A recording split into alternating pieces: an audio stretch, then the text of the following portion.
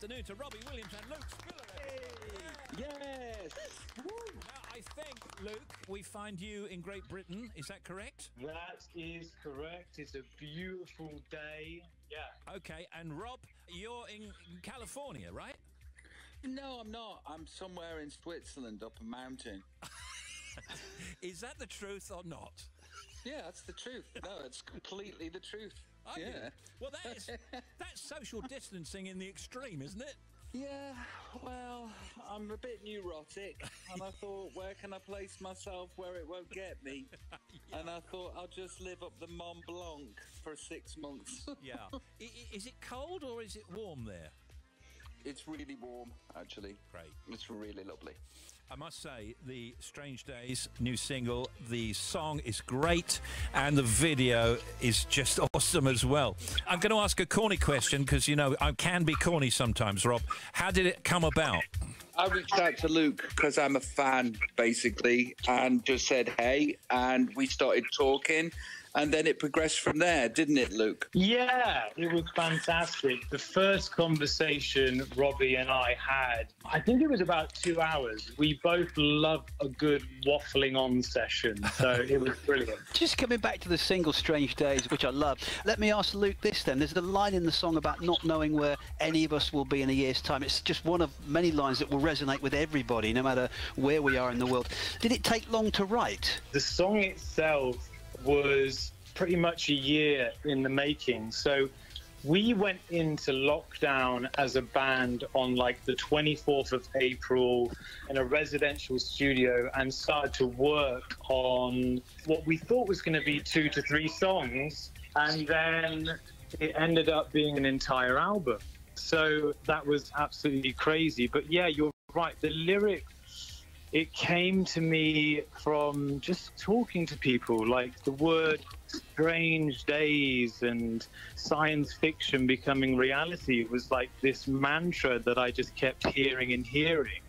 One thing I did really want to do is capture this moment in time. As an artist, I think that is all we can do, and I think we've really done such a fantastic job. And while I have Robbie here and all of you guys, Robbie's been so incredible and gracious with his time. So Robbie, thank you once again.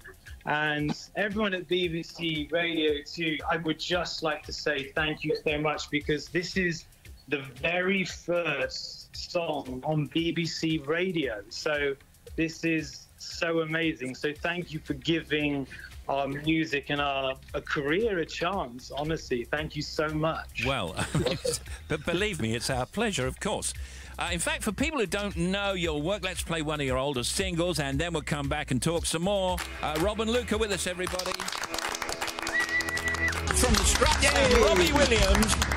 Now, we should really talk about the football thing this weekend. This is going to be over on ITV. Soccer Aid. So how's that going to go? How's that going to work? Through the magic of television and technology, I shall be appearing somehow, some way. But, you know, more importantly, I will be appearing with Luke on Soccer Aid, singing our brand new song together. Great. And how that's going to work is it's really simple. England are going to play the UNICEF Rest of the World 11. And they're going to batter them. That's how it's going to work. Of course. How have you lived without the football? I know it's started back now, but have you managed to play at all? I've got a really bad back, so I can't actually play. How have I managed? Project Restart happened, and that made me very, very happy.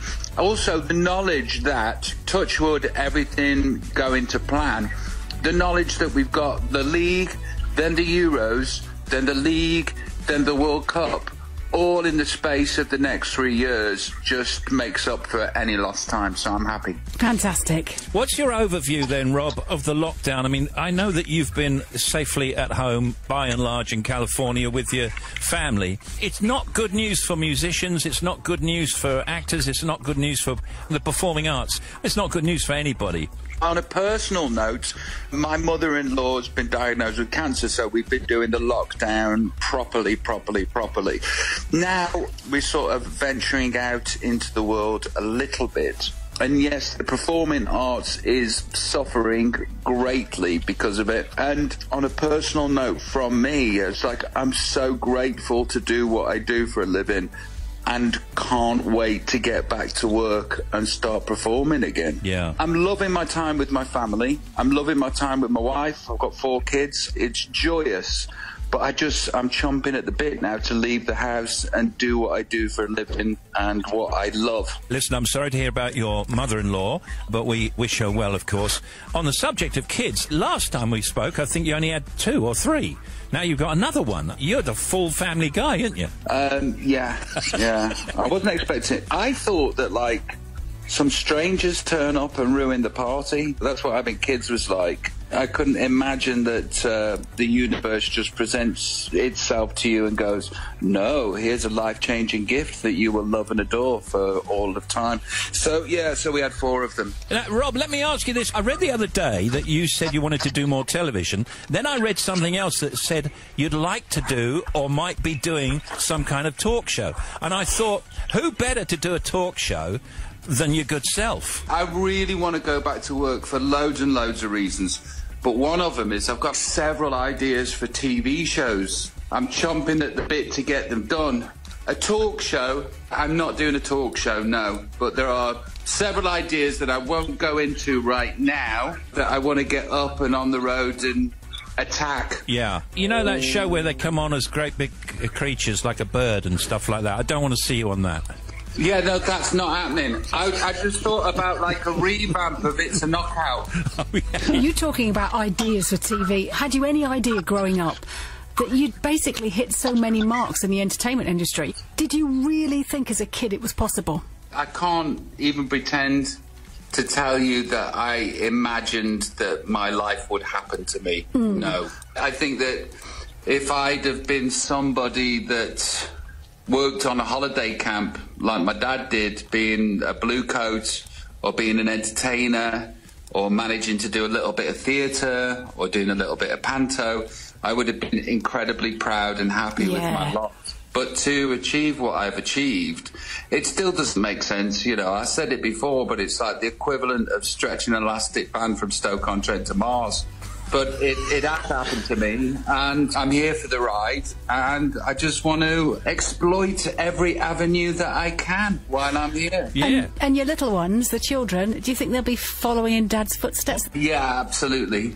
Teddy, the 7-year-old, she came out of the womb with jazz hands, which was incredibly painful for my wife.